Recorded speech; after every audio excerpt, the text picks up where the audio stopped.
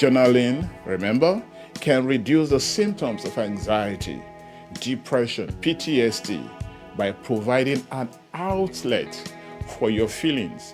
That tool with which you journal becomes that process of journaling. Remember, you're thinking and you're documenting your thought. Even before you go out, you journal. When you come back, you journal. So that way, you have a pattern, you have a pathway, you have an outlet for venting. You don't necessarily vent at people. Sometimes you vent on the paper.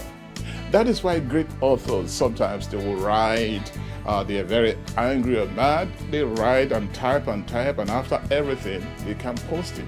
Because they say, oh no, this is not me, this is not me. They tear it to shreds. Why? They vented.